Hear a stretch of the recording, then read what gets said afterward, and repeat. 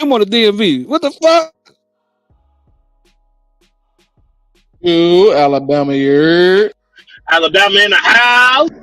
You already know Big what it Bama. is. You Big already know. Bama. Go ahead. Go ahead. You already know what it is. It's Big Double from upstate New York, but it's West Side. Yeah, yeah, Man, that's confusing. Yeah, yeah. what's I'm up? fucking dead. I'm fucking dead. West Side. I You need you another. started. Hey, Real, where you Y'all know from? what it is. It's Rude from Long Beach. Okay. Long Beach. Big California. Y'all know what it is. Sebastian Sandpaper all the way from goddamn Yo, yo, yo. Ah! 3, 1, 2.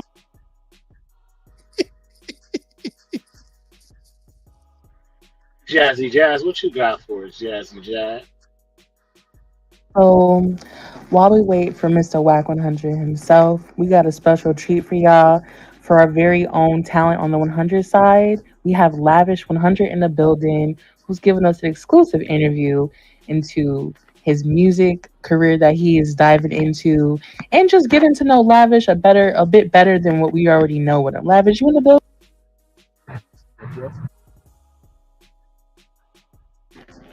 All right, y'all. So everybody, welcome Lavish to in the studio with Clout Monsters. Let me What get up, let me get a round of love? What applause. up, Live? Hey, Yeah. Hey, What Lavish. up, Lavish? Lavish. What up, What up, Aki? what up, what up? Yo.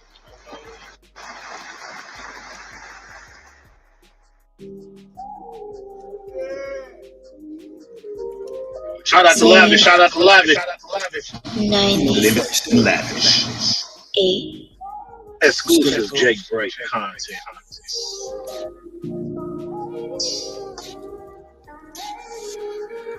this could be us, but you play it low. Roses and rings, it just ain't enough. Time after time, we replay the love. Stiff on the streets, I remain a thug. Coast to the city on faded drugs. You after Molly, I sip and shrug. Feeding my black, get the trenches low. Pitch out the rock to repay the plug. Ain't no sympathy, need you know what it was. Back in the hood, we was punishment. Sticking them up for acknowledgement. What would you do for a 50 cent? I would send out 100 to get it back. I know Trey had the loud, I was selling crack. If it wasn't for J.I., I'd probably snap. Even though I ain't never gonna get him back. On my mama, I could have been better. And I should have been better. You tiny loose, we like birds of a feather. Already know he gon' be with whatever. I did some shit that you niggas would never. Head in the cloud, but you thinking you clever. No, she ain't right, but she thinking she special. Remember them nights with my hands on the level. My mission was clear, gotta get to that cheddar. Taking my team to a whole nother level. Wish had that Ruger, I had the Beretta. Like in the city with choppers and sweaters. No angel in sight on my squad, I'm a devil. Charges I got from the streets, it was several. I ain't say nothing in blocks with the metal. Time to get rich in the box with a rebel. That was Lavish. Still a thug. Jazzy. Yeah, Lavish? That shit was fire. Good, good afternoon, Mr. Lavish. Welcome to Clout Monsters. How you doing today? I'm good, I'm good. You ready for this interview? Let's go. For Period. sure, for sure. What up, what up? All right, Miss Jazz, let's give it to him. Let's go, baby. All right, Lavish. So for those who are not familiar with you and who don't know you, give us a quick introduction to who Lavish is and who Lavish the artist is. Shoot, man. I was Lavish 100 side, Kansas. I've been around for a little minute.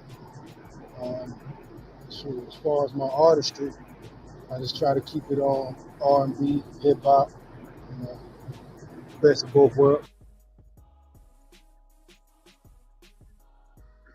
Okay, so you said you keep it with the best of both worlds. Do you find keeping the artist Lavish and who you are personally is like a challenge, or you just mesh it together?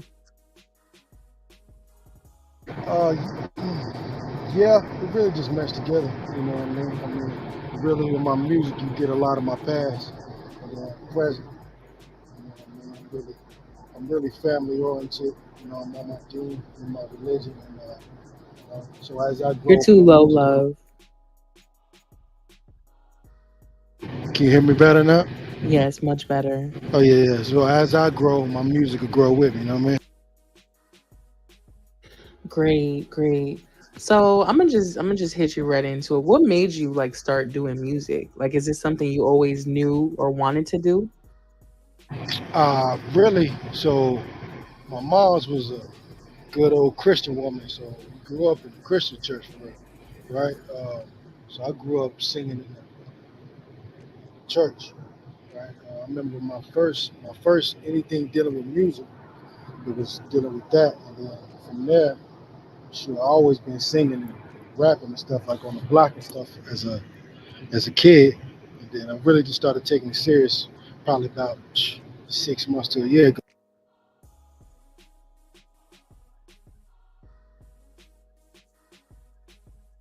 Okay, Mr. Lavish. Oh yeah, I got I got you. So I have a question for you. How did you transition from being a truck driver to a musician? And also what motivated that change? Well, musician ain't paying the money right now, uh, honestly, right? We just started this, but really, it's crazy that everything come full circle in life. So I started truck driving after I saw a video on YouTube called "Chasing Andrew Jackson." Anybody familiar with that? They had Wack on that, right?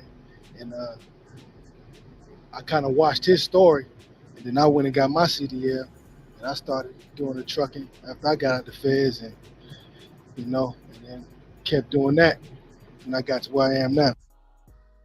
Period. That's dope as hell. So I have another question for you.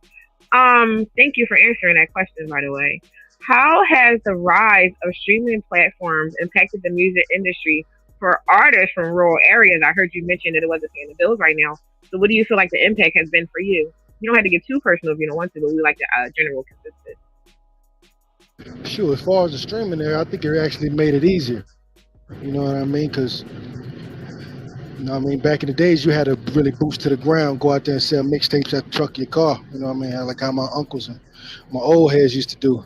So I think it made it easier for real. Well, thank you so much. I got one more question. I'm gonna pass it on to somebody else in the team. For right now, what advice would you give to an aspiring rapper from a rural background? Shoot, man. If you really want to do it, everybody has voice. You in the blender. Can you hear me better than that? Some. What did you?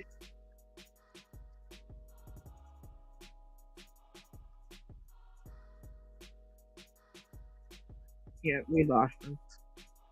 Can you hear me better now? Yeah, there you go. Gotcha. hmm Yeah, everybody got a story, man. So just tell your story. You know what I mean?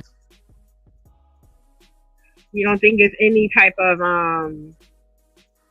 what's the word I'm looking for? Hurdles or loopholes that you had to go through just because you're from an area that's not necessarily urban, if that makes any sense. Well, I wouldn't say my area ain't urban, because I've been almost everywhere. Like I stayed in California, I stayed in North Carolina, Texas. I've been almost everywhere, to be honest. New York. I moved around a lot. But as far as Kansas go, man, it's a lot of people come here when they on the run and shit like that. So we got a little melting pot of people over here. Okay, thank you so much, Mr. Lavish. Miss Jazz, back to you. Thank you.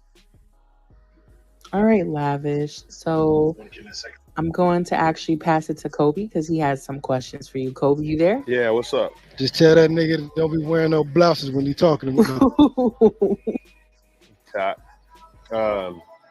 So, yeah, what was some of your musical inspirations, man? I know I mentioned, you try to balance it with R&B and hip hop rap. So, like, who's some of your R&B inspirations? Who's some of your rap inspirations? Boom, R&B, Jay Holiday, Tank, Jaheim. Right. Got to give it up to MJ, Mike Jackson, Kevin Gates, Wayne, The Game, Too Short. That's my dog. People like that. Has so you listening to your music now? Do you hear any of their influence in it? Like specifically anybody? Oh, for sure. I can't really say I hear them in but I've been told that sound similar. Or, Right, certain people. I fuck with that. I fuck with that. You know what I mean? What was some advice people that let you know when you were starting it out to for you to really take it serious? I know they said believe in yourself for sure, but was there anything else that you had were was given to you? Any advice that was given to you? well, sure. I always was told to do the music, but I was so caught up in the streets that it really wasn't. I really ain't had time for. I really wasn't focused. But ever since I was young, everybody told me to, shoot for it. So You got the look that's what for I'm it. doing You now. you got the type shit. Yeah, I hear that a lot. All right, Mr. Justin, can you hear us with another one of them tracks, please? Yes, Empress. The next track is "Talk to Me" by Lavish.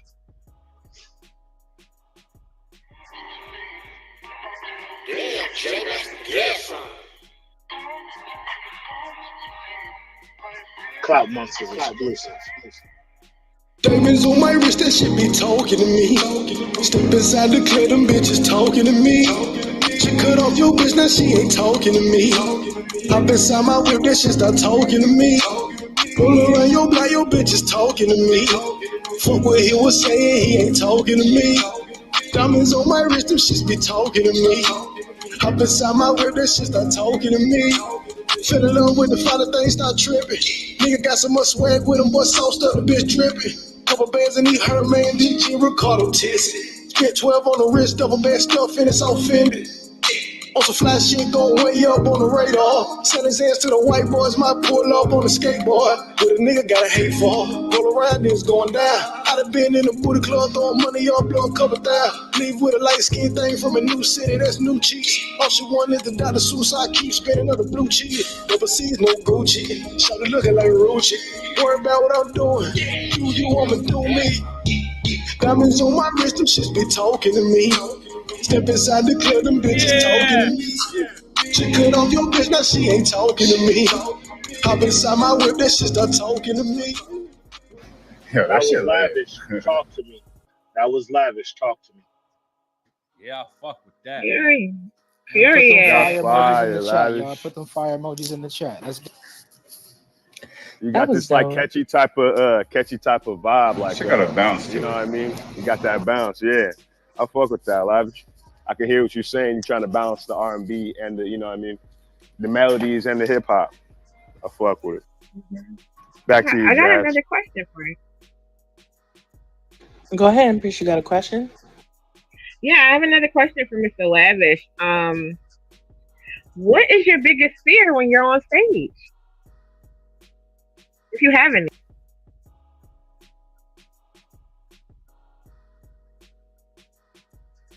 Mr. Lavish, you there? You might have lost signal.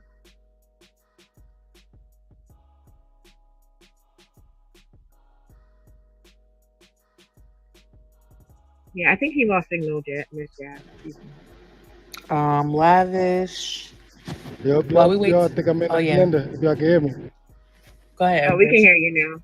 Oh, I was asking you, Mr. Lavish. I had another question for you, if you don't mind. For sure. Okay, thank you. What is your biggest fear on stage, if you have any? Can you share with us? Nah, I mean I get the nervous when I first get out there, but after that, I'm real gregarious. You know what I mean? I like the spotlight and stuff. I'm on stage. We live, motherfuckers! The What guest up, of what? honor has arrived. We live, motherfuckers! What's We up, live, motherfuckers! Demon time exotic style. We finna go viral. That nigga K, I had that nigga so stressed out. That nigga said, we live. Y'all wanna fuck with me? We live, Who motherfuckers! said that? Nigga, you didn't see that shit that damn. I was packing the nigga up on his own shit. Demon time exotic. He kicked us all off the motherfucking little scream shit. He had the phone, moving the phone. Y'all wanna fuck with me? I'm a man. I'm a man. And then he blanked all of us out so we just him and said, "We live, motherfuckers! We live!" I remember that shit. That shit was funny as hell. Oh shit. Oh, we had that nigga stressed the fuck out. That shit was hilarious.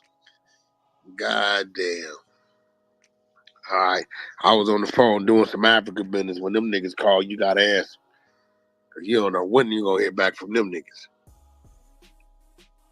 Welcome to Welcome, Clout Monsters, Wack. Mr. Wack. Welcome to Clout Monsters Studio, Y'all ready for Wack. that intro? Y'all ready for that intro? Mr. Wack, just sit back and take a ride for a second. Yes, coming right.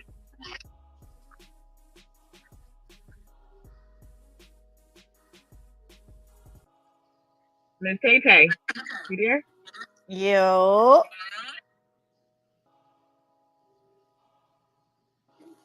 Y'all can hear me clear, right?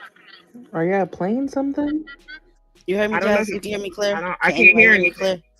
Hold on, Yeah, we hold can up. hear you. You hear me better now? We can hear you loud and clear. You can go ahead. All right, okay. I'm just making sure. Okay. I'm waiting for Justin. Yo, Rakim, what's up?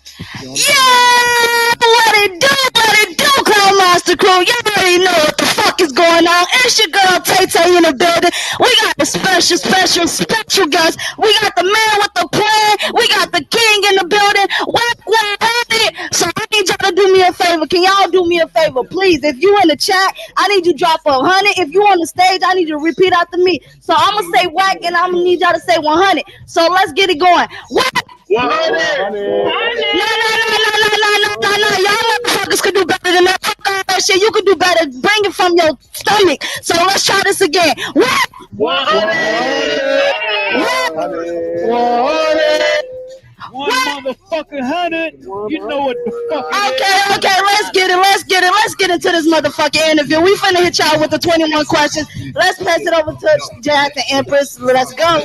Leave my residence thinking how I could get some dead presidents. I need All right, y'all. Sorry, the app kicked me. So let's get this going. We got 21 questions with Wack 100. Y'all ready? Hell yeah. We ready. All right, Empress. So I just have to give you flowers where flowers is due because, you know, this was your idea. So you have to kick off the first question. Yeah. Thank you so much, Miss Jazz. So let's get into it, Mr. Wack. Are you ready? Okay, so. Stay ready. Hell yeah, let's go. We live, 100. Let's get it. Now, for the first question I have for you, okay? You manage some of the biggest names in hip hop. Who do you believe is the most talented artist you ever worked with? Let's go. That's hard. They all do different shit. Game is the top artist as far as in the studio writing. When it comes to his write, that nigga do 6-7 songs a night, record 300 songs an album. Blueface is creative and probably the most multi because he box, nigga do TV, do music, you know, and he his own boss. But then Ray J probably get the top entrepreneur. So you know, all them niggas is different and strong in their own way. None of them the same. None of them are one dimensional. So I couldn't just say this one because they all do different shit. Oh, we love that answer, Mr. Wack. We love that answer. Thank you. Let me get on to one more question. I'm gonna pass the mic right to Ms. Jazz. So you've been open up about your past. Do you feel that your experiences have shaped you into the person you are today? If so, in which way? Oh yeah, definitely. I was talking about that the other day. You know, if I could avoid going to jail and the time and the shit I did, and I think everything happened for a reason. Just keep it real. Like the time I went to prison, every time I went to jail was like teaching me something and keeping me away from something and redirecting me. And it seemed to me like jail, then the prison. I'm like, God damn, is this gonna be it? But the time I spent in prison kind of opened my eyes up and made me realize that this ain't where you want to be, because the motherfuckers you in there with is like, being in prison is like being on Skid Row. So if you're a motherfucker on the street that don't live on Skid Row, when you get in the penitentiary, it'll stress you out that you forced to be on Skid Row. You know what I'm saying? So it's kind of like, it made me make those changes. You know what I mean? When it came down to gang banging and what I'm gonna do, what I'm not gonna continue doing, and what my change is gonna be. So, you know, everything that happened led me to where I'm at now. You know, if I wouldn't have went to prison, shit, you know, I might have would have took another turn. I mean, I might not would have led to the entertainment business, or I might have came into it a little too early and I would have got myself into something. You know what I'm saying? So, no, I wouldn't change nothing. You know, things that happen, it happened for a reason. I wouldn't change nothing about it. The children, my kid's mother, I wouldn't change nothing. I got 2 healthy, handsome, and beautiful kids. It's not on drugs. I got 1 college grad, the other one on her 3rd year college. I wouldn't change a thing. You know what I mean? Even that led me to where I'm at today. No, I wouldn't change nothing. You know, sometimes you got to go through it to get to it. So no, I wouldn't change nothing. That's a fact, Mr. Wack. Thank you so much. Ms. Jazz, you ready for some questions real quick? I am. What's good, Wack? What up? So I'm not gonna beat around the bush with you. So you're a little controversial and stuff, right? So Ooh, me? what is your you know they like to say a little controversial and stuff, right? No. So what is your favorite all-time controversial moment, like involving you, where you feel like you really shook it up? Shit.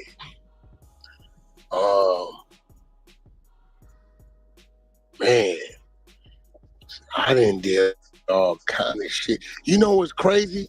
A lot of the shit I do, I didn't do it to be controversial. It just happened. Right. My silliest planned one was when I first started fucking around on Instagram and I was picking on Fetty Wap. You know when you put the pictures up, it depending on how you took the picture, it'll look like the opposite. So I was like, Fetty Wap lying to all y'all, ain't nothing wrong. It's the left eye gone. And on this one, it's the right eye. And I put up the picture of the Mr. Potato Head with all the pieces of his face on the ground. And this when Fetty Wap was hot as a firecracker.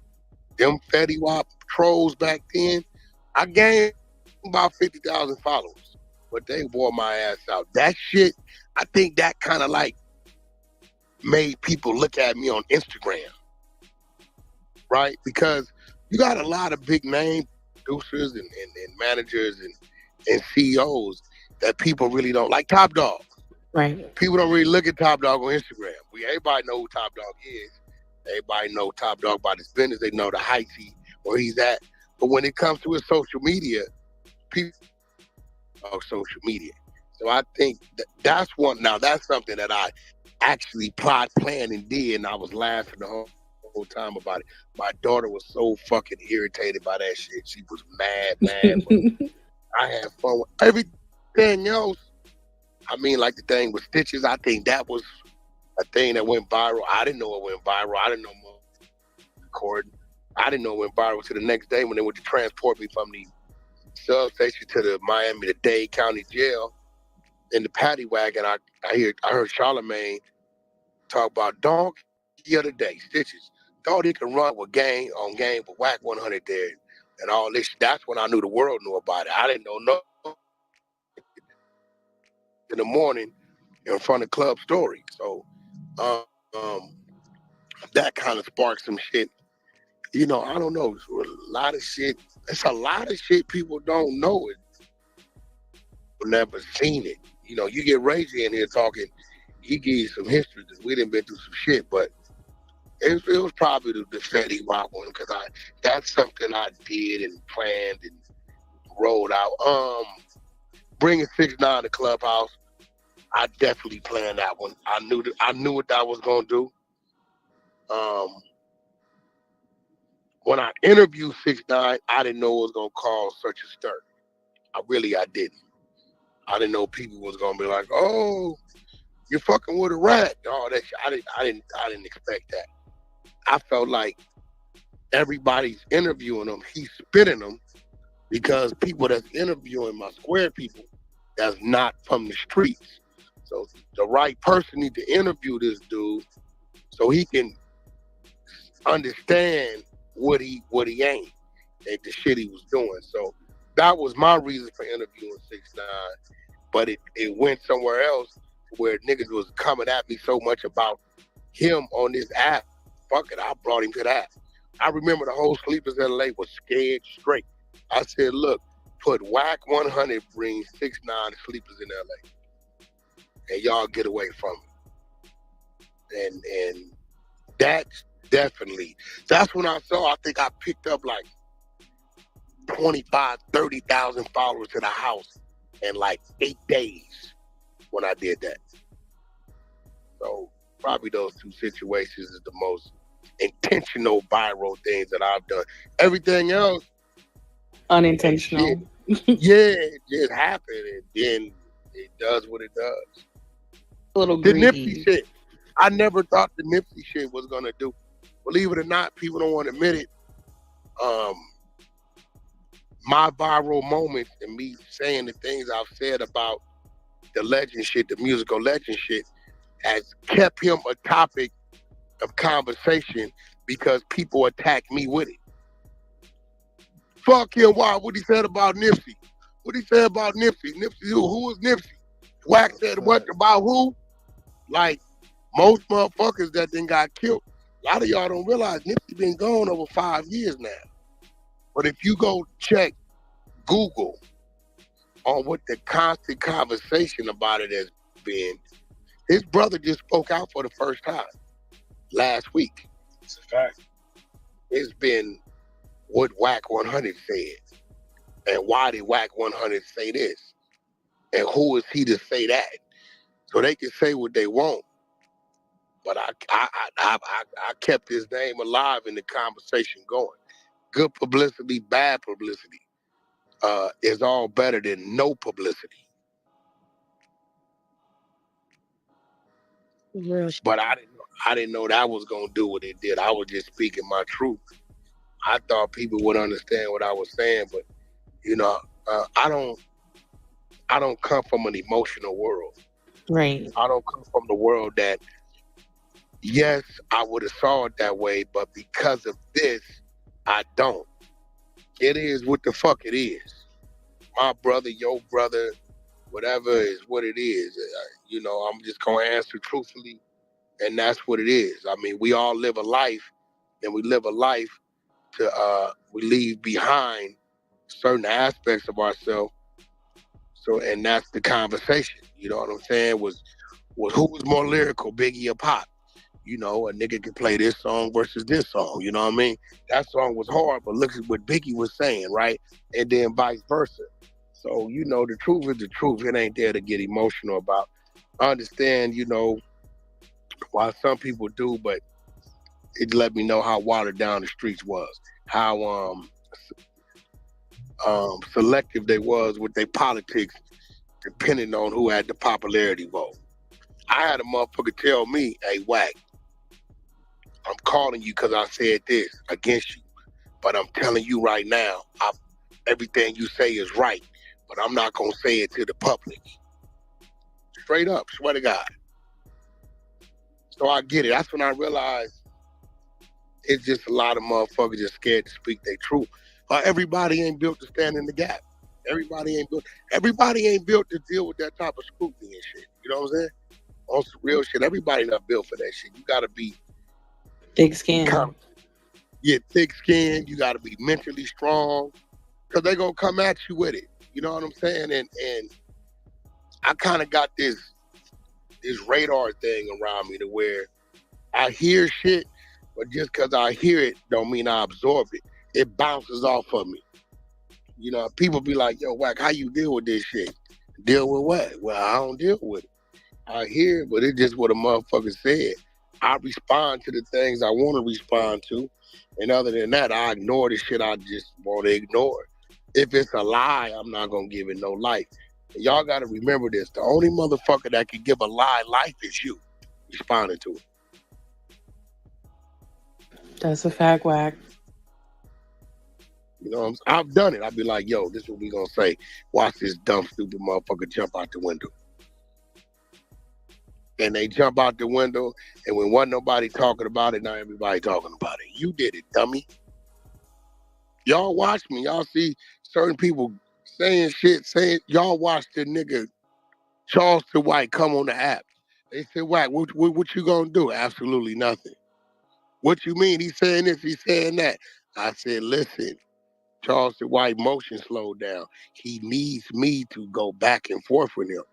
That's helping him. So if I give him what he wants and he's coming as an op, then he's winning. That nigga said, man, that nigga ain't gonna say nothing back to me, and left the app. You ain't heard from him since. You know what I'm saying? So, you know, I know how to fight my wars. I know what's a war versus was some bullshit. I don't knock these people. Nigga coming up with a plan on how can I get in the game? How could I get people to recognize me and see me? This nigga name is Huckleberry Finn. Don't nobody know who he is. But if Huckleberry Finn say, yeah, wax this, that, and I whoop his ass, and I got more money than him, and my house is bigger than his, if it's just sitting there, right, people gonna look at it, they gonna see my name, they're gonna be like, who is this motherfucker? But if I turn around and say, Huckleberry Finn, you's a lying bitch ass nigga. Whoop, whoop, whoop, whoop, whoop, whoop. Now they going. So, you know, that's probably the intentional shit versus the unintentional shit. And then some shit I intentionally just ignore. Well, I appreciate you for giving us that gem because a lot of people are saying they didn't even know this story from you. So shout out to you for sharing that with us. I do have another question for you. So have you ever thought about writing a book about your life and your experiences? Because I really do feel like you have a story to tell. Yeah, I wrote a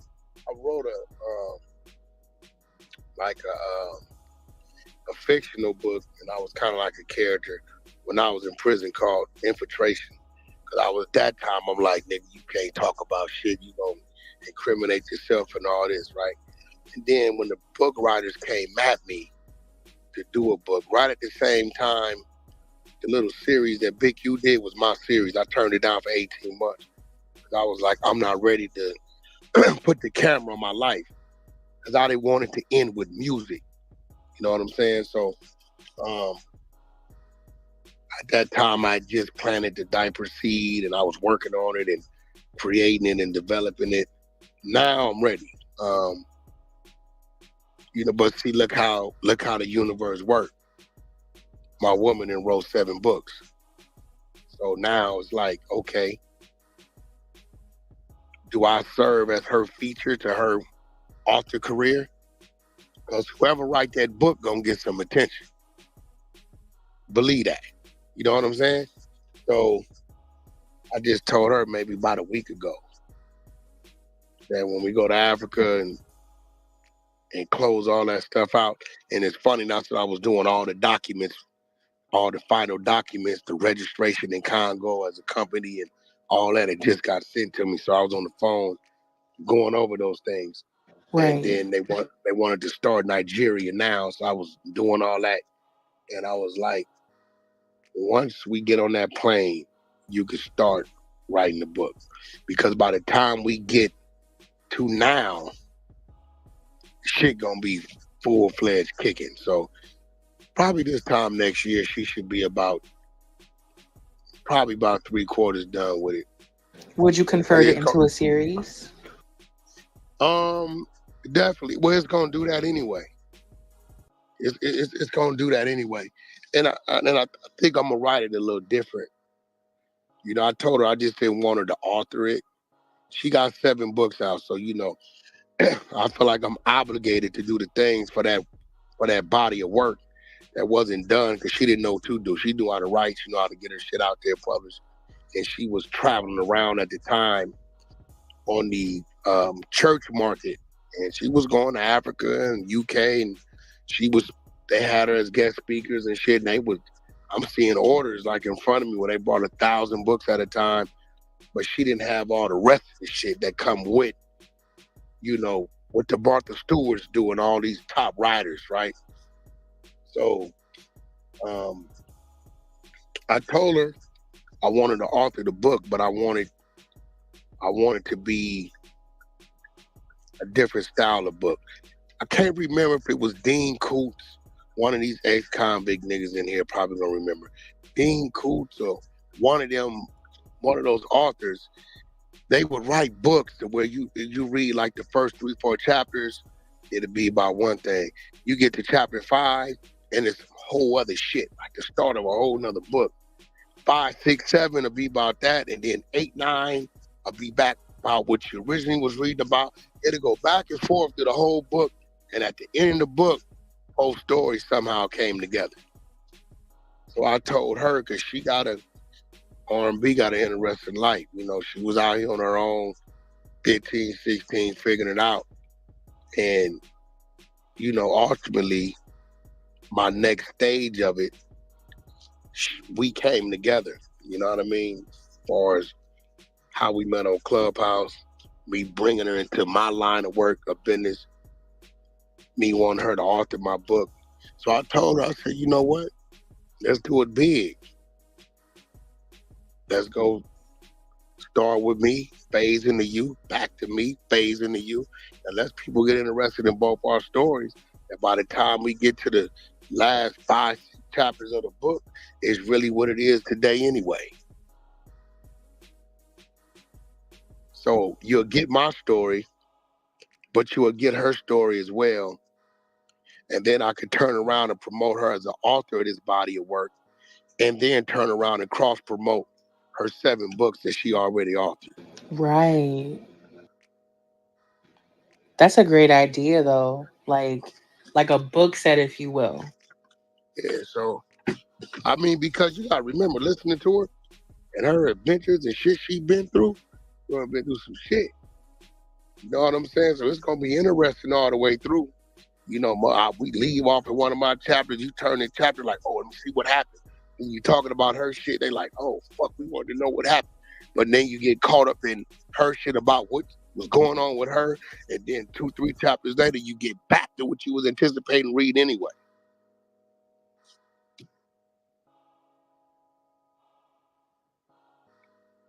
So yeah, definitely. We just was talking about that idea 72 hours ago.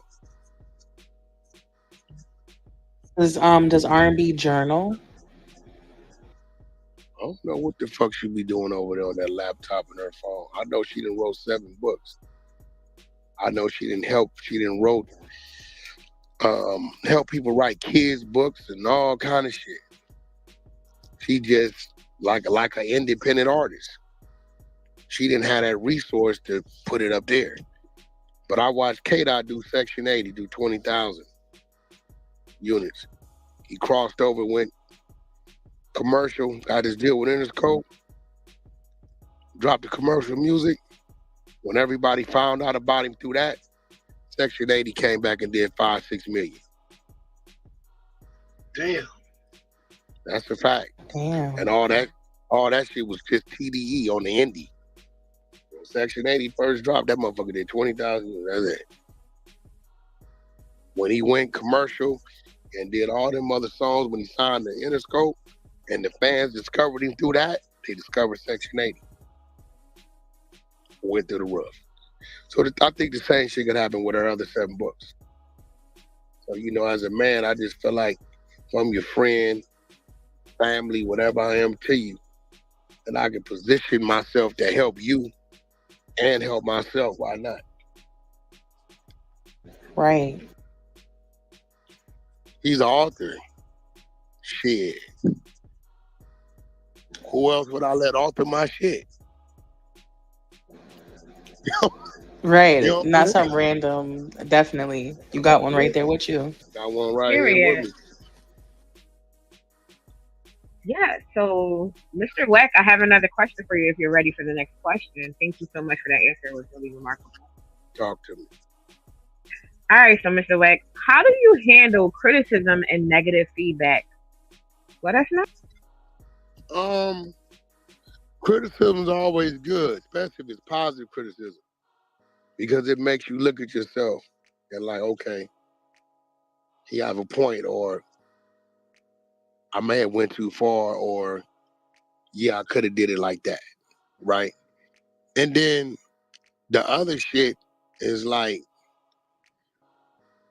either applies to you or it doesn't. You know, I take it with a grain of salt, but positive criticism, I'm gonna hear it all the time. The negative criticism, you're gonna hear it a lot because people tend to repeat what they heard somebody else say. But again, it doesn't me having a bad day because what a motherfucker had to say, positive or negative. Because if it's positive, that's a gain for me. You just help me better myself, or you didn't open my eyes up to something that I was blind to. So that's a good thing. I'm all for the positive criticism all day long. The other shit, it don't, I don't, I hear it, but it don't affect me. I've been an I love underdog all my life. So, when you are used to being an underdog, you don't hear that shit because I've disappointed so many people because of their negative criticism by killing them with success. What you can't do, what you ain't gonna do, what ain't gonna work, what's got to happen.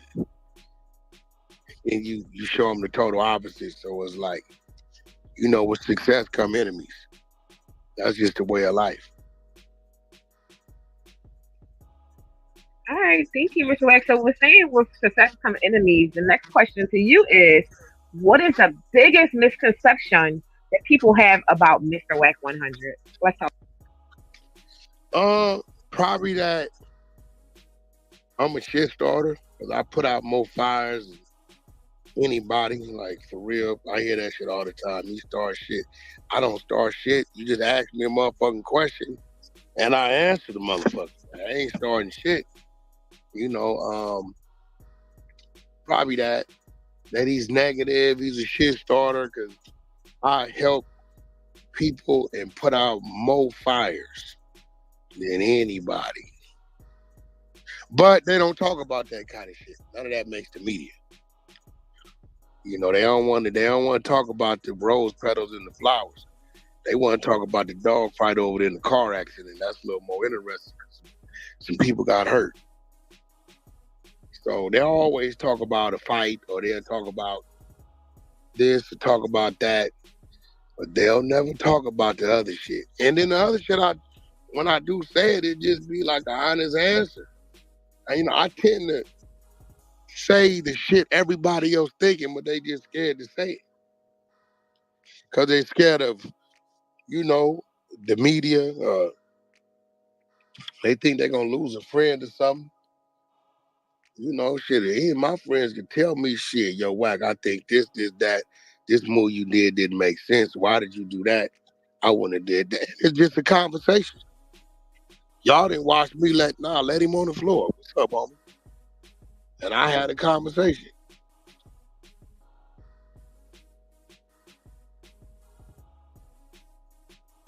Wack, I think you. Okay, well, usually they talking from a point of view where they know half of what happened. Then you start to fill in the blanks on them, right? And everybody get quiet. I had this conversation with Academics, either last night, maybe this morning, might have been last night. He heard the clip of me going back and forth with the Iman dude over there.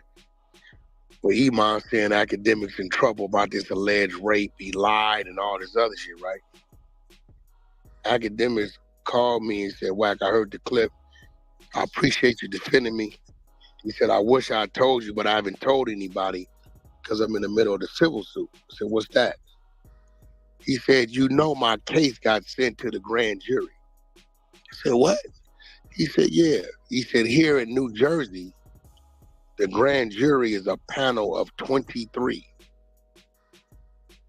If 12 of the 23 said a case needs to be tried, then they charge you with the criminal act. He said, Wack, my case went to grand jury. Grand jury shot the whole case down. So the only thing I'm facing now is civil court. He said, now the sad part about the civil court is the young lady in question was drunk out of her mind for what I'm seeing, and she's never seen the video. Nobody's seen the video but me and the grand jury, and now the judge. Right? So the crazy part about it is, now the video is going to come out. Her story on what happened in the backyard, who it happened with, none of it lines up with the video. Then he enlightened me on something else. He said, you remember when I was, he said he was going at, who was that he was going at? He was going at the black attorney that was going at Diddy. He said, remember I was going at dude? He said the same dude called me and said, if you don't stop discrediting me and my client on this Diddy case, I'm gonna bring a case against you. Right? Then he enlightened me that Wack, the same attorney that went and found her, is that same attorney.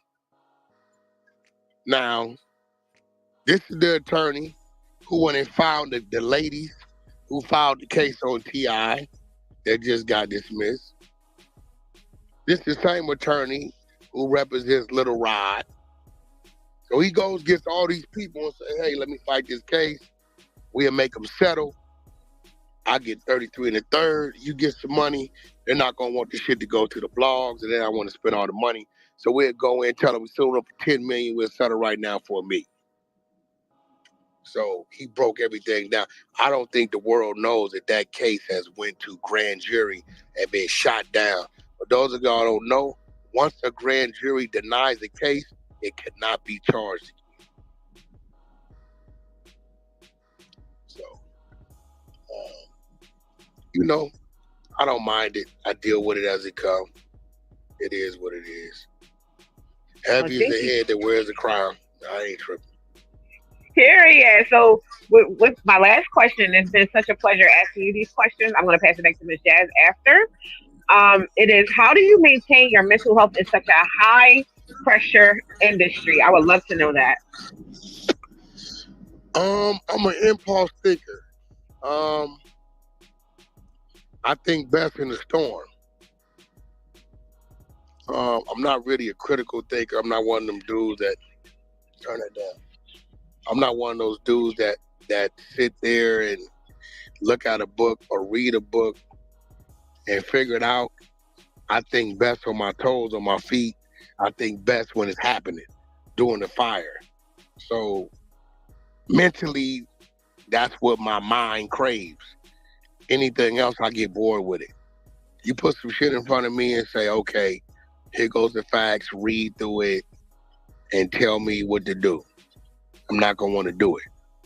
You throw my ass in that motherfucking, in that forest and say, all right, the bear over there, the snake over there, the wolf over there, you got the giraffes over there, you got the water over there, here goes some rope, here go this, and it's a fire blazing right now. If that fire don't get put out, you ain't gonna get to the other side where you need to get to save the people. at that point in time, it's on. I'm more comfortable in the uncomfortable pocket, meaning this shit don't ever bring me no stress. You want to stress me out? Tell me, go on your iPhone or send me a Google call instead of Zoom where I can just hit a button and be on there. You send me a Google Now call, I'm stressed out. This shit asks me for passwords, motherfucking all this shit, man. Fuck all this shit, man. Army set this shit up now. That shit stresses me out, but it don't because I let somebody else do it for me. The more difficult and complex and right now, the more of a situation it is, the more comfortable I am. And most people, it's the total opposite, so that'll stress them out. So the shit that will ordinarily stress a person out is really my comfort zone. I love that answer. Like literally, when I'm on the freeway, I like to kind of revert back to the movie Terminator. Those of y'all my age, y'all remember like Terminator 1 or 2, when the Terminator was driving through the parking lot and you see all these analytics popping up, these numbers and shit of where he might be or where he might be hiding and shit. That's the way my mind works. Like I could be on the freeway and I can see every hole I could slide in and out of and get through. Like I see it as like a fucking map. It's weird, right? When I'm talking to people, like I'm analyzing what you gonna say before you say it, and I've already came with a rebuttal to what you're talking about. So it's just like that's how my mind works. I'm more comfortable in an uncomfortable situation. You know what I'm saying? So make me bring me discomfort, I'm more relaxed. You bring me some shit, I gotta sit down and this step, that stresses me out. I pay people to do that shit. You work better under Before pressure. Before Miss Jazz take it, I forgot to ask you I this work better under pressure. I forgot to ask you this crazy ass question. So one more, Miss Jazz. One more. I forgot to ask them. I forgot. Go ahead, girl. What is your all-time favorite pack out on Clubhouse? Let me know right now. Period. You mean the pack out that I've heard? Whether you've done it or whether you heard it, what was your all-time favorite in the last 4 years on Clubhouse? Let us. Man, ever since crazy ass Paris been coming around, Paris said some shit, but I can't pinpoint because Paris pack outs be hilarious the way she packs. But you know what? I can't lie. It's when Nurse Nikki packed out Bronx, baby. Like it's hard to keep up with Beast pack outs because Beast and packed out so many motherfuckers. But that Nurse Nikki Bronx baby shit, that shit. When she told that lady you had an STD for 9 months and didn't get it treated, and that's why you can't have babies today, but bitch, today is Father's Day. I'm gonna find your husband and give him a baby. And we found out that it was the truth because Bronx baby started crying, talking about, I shared that with you. You didn't have to this, that, and the other. And I don't know if you know Nurse Nikki. She talks 1,000 miles a minute. She's from New York. She popping the New York slang and saying, so that Nurse Nikki one was crazy. The most vicious war we had on Clubhouse with the Somalis when the 100 side and the trenches came together and Level said top left for that. We kind of put the work in the chat. I didn't know it was a side of app that was more fucked up than us. Them some fucked up people. They really don't. I learned that they didn't really like black people. I didn't know that shit. Them niggas, they had a motherfucking slave auction. They said first up, George Floyd. We're starting the auction, the slave auction at 50 cents. This nigga ain't worth nothing. Yeah, they was on that kind of shit. So, it's gonna be the Nurse Nikki Bronx baby pack up. But Paris is right there. Beast and them niggas ain't. I don't even call them niggas packers. Them niggas is butchers. They didn't butcher so much shit. You can't even, you know. Crash out. Niggas, I It's just so fucked up. I hear, yo, Beast did this, Bumpy did this. I'd be like, yeah, all right. You know what I'm saying? Because them niggas, they stay bloody with it. But it's a few key moments that was crazy. I ain't gonna lie, I hate to say it. R&B packed Jules ass up. I remember that. I don't know how many of y'all remember that shit. R&B packed Big Jules up so bad, Big Jules stopped hiding herself and came back. Big Jules and put her PTR up. Y'all remember that shit? Packed Jules ass to fuck up. That was the first time I knew. I said, yeah, she fucked up now. I done fucked her up. I remember that, Wack. She packed Big Jules up to tell her the truth. We didn't know what Jules looked like. We didn't know what No, she looked we didn't like. know. I don't know where R&B got that shit from. And she got the PTR and talking crazy. Most likely she got it from my Instagram, was hooked up to my bio or whatever. All I know, Google it. all I know, Jules Wack popped know, up 2 Wack days know I'm gonna be later. laughing at this. Jules popped up 2 days later, changed her name from Jules to Big Jules, and had her real self up, and that was it. I said, yo, at least it led to Period. There you go. Period. And they been cool ever since. Well, I just want to tell you, Mr. Wack, That's it's my been nigga dog. wonderful. It's been wonderful and my pleasure of interviewing you. I'm gonna give it back to the team. Thank you so much. All right, y'all. Let's go. Smack, you on top. Every up has its down. Life of a bang don't last long. Get in, get it, get out. The mission is to move forward. To get there means not to know how far to go.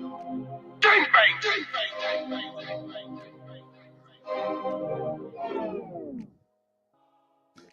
Salute to Wack 100. Salute to Wack 100. So Wack, as you're making your transition into mogul in your mogul era, what are your next plans? Like, we know you're going to Africa to seal this deal with the diaper deal. Like, what's your end goal, if there is one? I know there's never really good to have an end goal, but like, what's the I'm good where I'm at Wack type thing? Like, what's the retirement plan looking like? There we go. I lost range. You got to repeat yourself. Sorry, you didn't hear nothing. Go ahead. Okay, so as you make your transition into your mogul era, what is your basically your end goal, like your retirement plan? Like, I'm chasing generational wealth. I didn't win for. I didn't put it all on the table. So, and every transition for me has always been a step up from what I was doing prior to. Shit to the real estate shit to the trucking shit to the music shit, it always kept advancing. Now I'm crossing over into doing business, overseas, doing business with other countries' governments, and I'm back in preschool again, like literally. But with a GED, I built the company and positioned it to where it was attractive to do the business. Right? So this next step, I haven't been there before. This is a different place. It's different business partners, different politics, and it's different money. It's really the type of money where you ain't counting no more. It's just what you worth and who you are and what you want to do. I probably won't see the company grow, but in this lifetime, maybe 30% of what it eventually be. My kids will probably be around to see it top out. Like Sam Walton, the dude from Walmart, he had no idea that one store was going to migrate to be the largest store, the number one Fortune 500 company in the world, in pretty much every city and state. He had no idea. He didn't live to see it. You know what I'm saying? So, Yeah, so I figure the next 5 years that company probably be a multi-billion-dollar company. So, and at that time, the shit don't even matter. Sounds like you're ready for Forbes coming up, Wack. Yeah, definitely. That's definitely what I'm chasing. I'm definitely chasing that. And I'm excited about being able to tell the story, and my people tell the story. When people say, well, you know, you running this department, how did you this? Oh shit, I met Wack on Clout. I use this shit as getting to know people, getting to see who can do what. You gotta remember, nothing's better. You don't have a better application than this. You know, I know people work ethics. I know what they do. I can tell you 3, 4 people on this floor that run whole divisions and run companies, right? I know they get paid.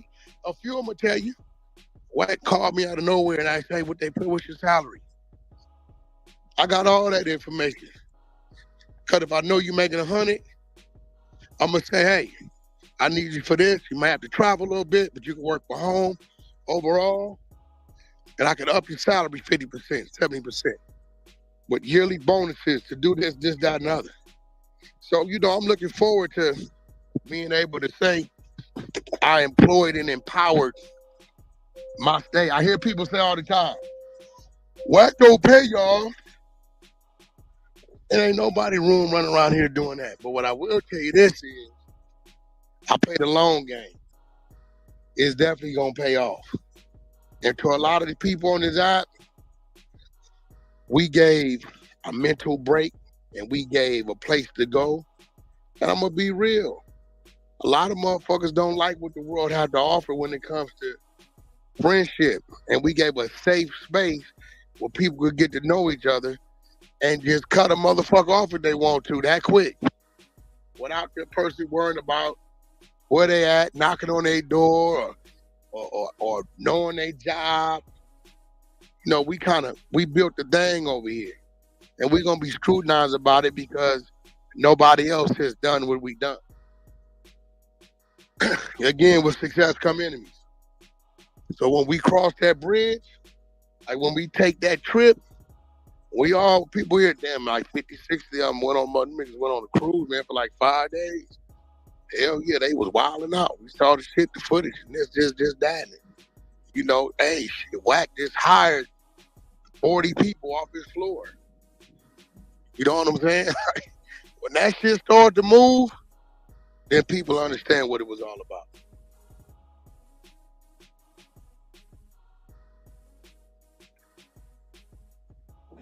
Well, I just want to say I appreciate you for answering my questions, Wack. It was a pleasure interviewing you. Now I'm opening the floor up to the rest of the team. Get in there and ask y'all questions. We got Wack 100 with 21 questions. Let's go. Yeah, let's go. Who up next?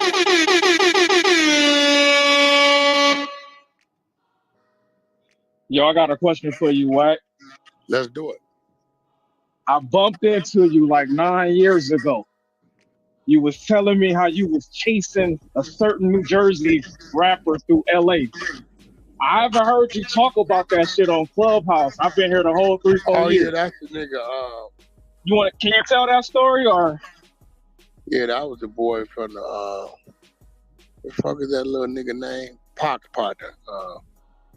What is the name of that group? The big group from New Jersey. Trench. Yeah, that was Trench motherfucking ass. I was at work. I was coming in. I was in my rig actually, and out of nowhere I seen Trench talking crazy. Niggas just sending me shit. I'm like, fuck up with this nigga. So somebody gave me his line, so I called the nigga. He said, well, I'm in LA right now. I said, listen, I'll be home in an hour. I'll be down. I said, they tell me you're going to be at this club, right? I said, I'm going to pull up on you. I'll be there. Come in Dolo. There was a club over there in Inglewood. And I went live to let the nigga know I was coming. So when I get to the club, they say, Wack, the nigga just left. He said he knew you was coming because everybody been standing outside waiting for you to pull up. I told everybody what I was driving, what I was in, everything, right? So then they say, Wack, we think you went to the W in Hollywood. So I shoot to the W. I let the nigga know. He tell me at the W, I'm on my way to the W. The reason why y'all know this shit, because I was live looking for the nigga. I still had on my jumpsuit actually looking for the nigga, right? I seen you the next day. Your adrenaline was pumping. Like, this shit ain't fake. Yeah. That shit was real to the Yeah, motherfucker. I was still looking for that because somebody told me he was somewhere off in Hollywood on Sunset. So I looked for that nigga all weekend, right? Couldn't catch him. But I ain't hear nothing else from the nigga. The homie Donut from Queen Street called me. He said, Wack, I hollered at the nigga. He really didn't know you like that. We do business. We fuck with him. You know, I be in Jersey. He come out there and fuck with us. So, you know, he like, you ain't gonna hear nothing else about it. So I didn't hear nothing else about it, so I let it go. I ain't never ran into the nigga. I think we done been a few places where he might have knew I was there, but I ain't seen the nigga. But he was like on this Tupac shit, you know what I'm saying? And I'm like, look, nigga, I ain't never said nothing wrong or disrespectful about the nigga. We just talk about the story. We talk about Biggie shit. We be in and be like, yo, Biggie and says the most suspect shit, bro. And we talk about it. I don't know why niggas get sentimental and emotional about shit that we having a discussion about. Brick Wolf from Houston called me today. He said, Wack, you ain't said nothing wrong. I ain't got no problems with you. He said, what I do know is this, Wack. Wasn't nobody paying me no attention and looking at me until you start mentioning my name. Keep mentioning that motherfucker. I ain't tripping because I said it. How I'ma get mad at a nigga? I said it. Right? Everybody like, yo, Wack, nigga, I said it. Wack is only repeating what I said. So, you know, I don't know. I think some of these niggas, believe it or not, be low-key using the situation for clout. Fuck it, I'm gonna say something. Yeah, I'll be definitely. like, well, nigga, what the fuck that had to do with you? You know, Pac was one of the really, well, if he was real to you, that's great. I tell nigga, Pac one of my favorite rappers, but if we talking about what we talking about, nigga, we gonna talk about it. Yeah, and this is way before Clubhouse. And this is like, nigga, the Wack that's on Clubhouse is the same Wack that was in person. So that's a big reason why I'm on the 100 side, why I've been on the 100 side this whole time, because shit ain't fake, my nigga. That's really. I mean, yo, bro, I'm accessible. You know, I talk to the people. Oh, God, you didn't know me from a can of paint. Shook my hand. I told you I was paper boy. And it was it. Nigga, you know, it's never been a fan or somebody that walked up and said, Wack, can I get a picture? First thing I say is, brother, what's your name? Motherfuckers all say, damn, bro.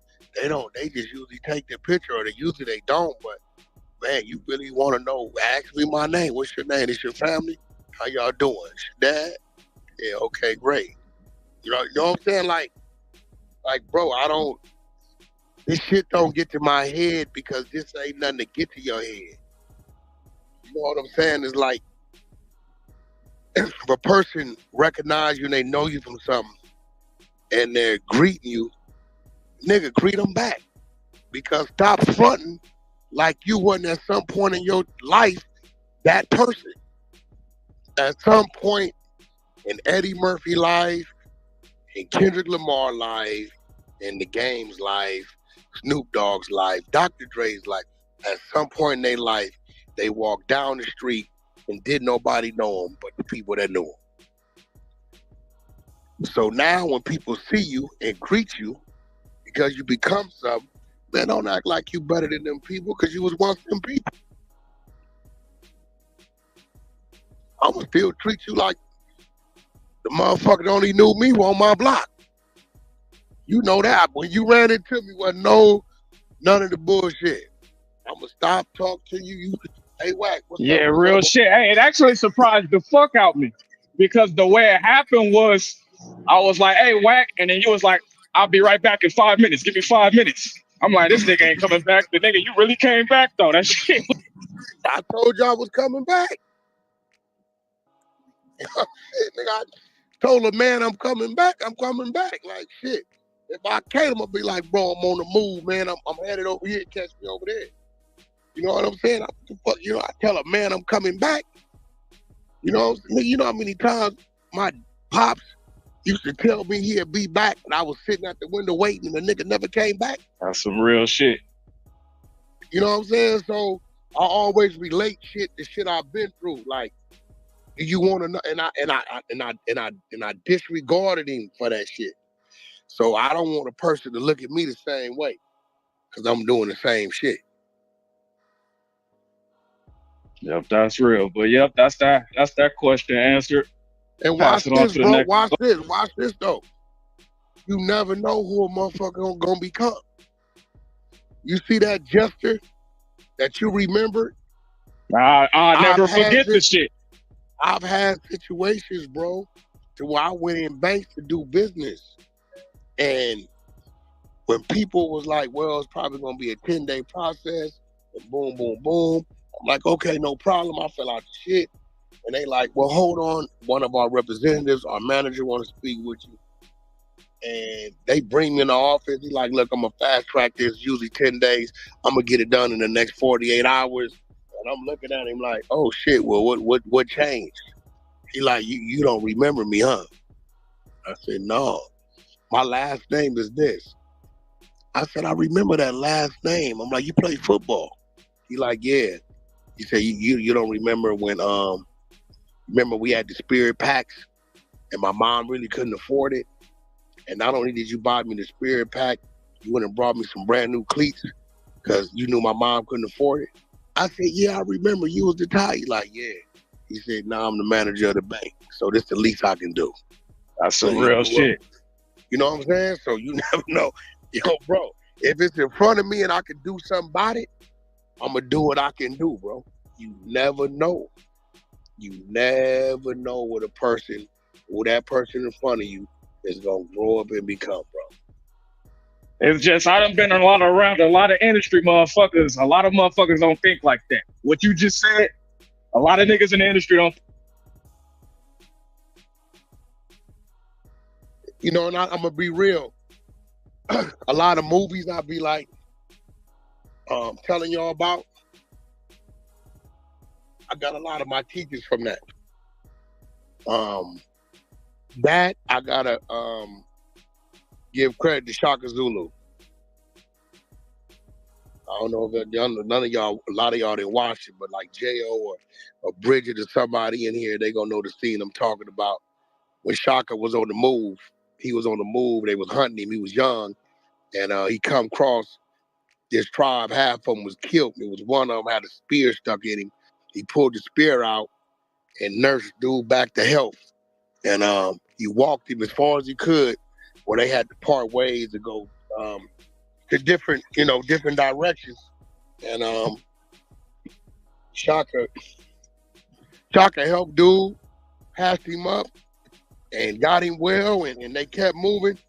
And maybe about 8 to 10 summers later, Shaka Zulu was on the move again. The Zulu tribe was trying to kill him. His daddy had gave the order to get him out the way. Put your seatbelt on. Put your seatbelt on. Right? They gave the order to kill him. He got on foot. And after about 3 days of them chasing him, they hit him with a spear, surrounded him. They hit him with a spear, and there was some ladies down at a well gathering the water. And they found Shaka Zulu laid out over there. And when they found him, the Zulu tribe had popped up. They said, put that man down, he belonged to us. And one of the guys I was supervising, lady, said, this is our territory, we got to see who this man is. And he belonged to the Zulus. He leaving with us. He said, nah, he not leaving with y'all. I said, what makes you think he's not? And he waved that motherfucking spear, and a bunch of warriors popped up on the ridge around him. He said, that's the reason. He said, okay, we go back and see your king. He said, our king gonna dictate what happens with this man. They carried him back over there and walked him in there to the king. Shaka walked in with his head bowed out of respect. on his knees. The Zulu people standing behind saying, this is the son of our king, Zulu, whatever. He got charges held against him. He's up to be murdered. He's coming back with us.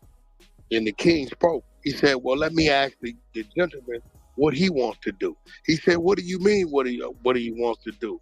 Shaka looked up and caught the voice, and it was the old man that he found stuck with the spear, nursed back to health. Shit came full circle. He said, do you want to leave with them, Shaka? He said, no, my king. I would like to stay here with you. He said, well, there it is. Shaka's my guest. You guys got 1 day to get off my land and get out of my territory. You will be killed. You see what I'm saying? You never know. So ever since, like, a lot of shit I watch, certain things stay with me. And that, I was watching that as a kid. I think I started watching Shaka Zulu like maybe 86, 87. So I'm 9, 10 years old. But the crazy part about it is I grasped it. I understood it. And I just been like that. Hey, big dog, to that point you just made, you right about that Shaka Zulu. They used to show that on TBS every year. Well, that's what they used to do when I was young. They would show a 5-day thing. Yeah, they used to show that every year. That Shaka Zulu tribe, they used to show that in the Little Boy King every year. I'm picking up what you're putting down. But what, we was talking about that the other day when we was talking about Game of Thrones and how Brock ain't Shaka Zulu to watch that. I had found the sister to Brock. I'm gonna drop it in the side chat. I'm gonna last 45 minutes. I ain't seen it. So I went and found it and watched it. He's talking about I'm the host of the Prince. And he said he's right, ladies and gentlemen. Yeah, that's real shit.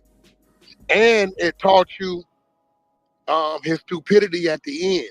And I couldn't say stupidity because he didn't know. These people show up, showed this nigga some mirrors, turned his gray hair black. He thought these niggas had the fountain of youth. They told him about God and who God was, and God was the king over here in America. And showed him about the guns and shit. You know what I'm saying? So it kind of like taught me to like, don't just jump on it. If it's too good to be true, it might be.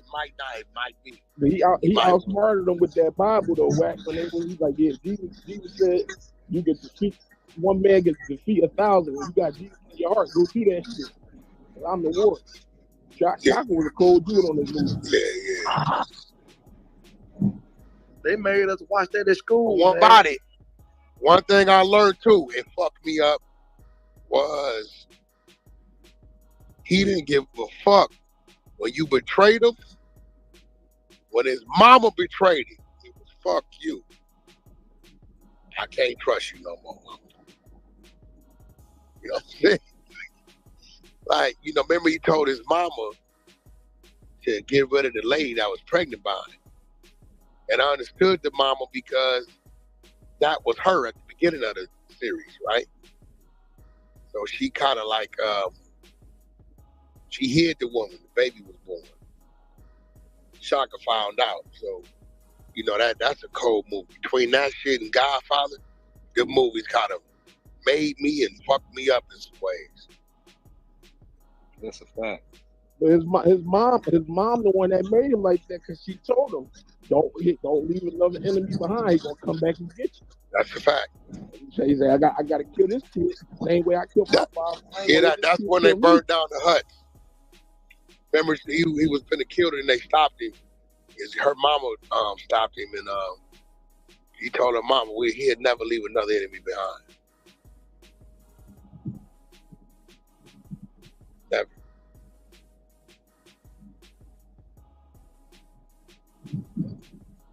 Wack, I got a question for you. If we still doing the question. Let's go. Okay, so I noticed that looking at your stage and looking at the people that you work with Clubhouse, and you have a unique talent of grabbing raw talent and making it big. What is it that you look for?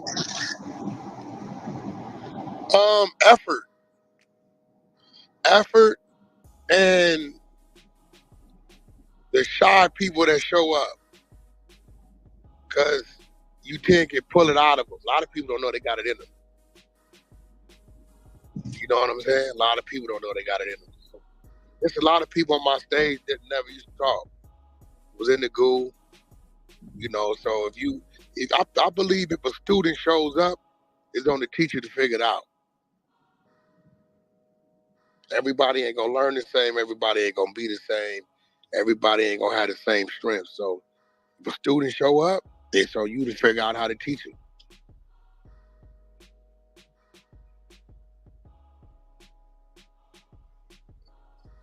I appreciate that. I wanted to ask, like, what's the best advice you've heard recently? You know, I know said you on some new. Best advice I heard recently is not to wear a lace shirt. That's facts. That's facts. I've got that advice too. Damn nut. Hey, yo, wow, bro. You know what? The best advice I heard recently is if you don't want to do it, you probably need to do it. And there was my financial advisor telling me about cutting back on certain shit. Why don't you want to cut back on that? Because boom, boom, boom, boom. But it's not going to hurt you, right? Nah. It's really going to help you, right? Yeah. So, okay. So if you don't want to do it in these trying times, you probably need to do it. You know what I'm saying? Now watch this. Let me dumb it down. Let me dumb it down to some of you ladies. You know, y'all go in there, y'all look around, y'all closet. You're like, nah, I like that. I wore that here. Nah, I'm not going to get rid of that. Right? But you know you ain't wore this shit in ages and it's really in the way. Fellas, you know, you go in your garage and you be like, I need to make some room, get rid of some stuff. But nah, I might need that. But nah, I might need this. But you ain't needed it in 4 or 5 years. If you don't want to do it, you probably need to do it. Get rid of it. Because now we're talking about the difference between your wants and what you need. Everything you want, you may not necessarily need.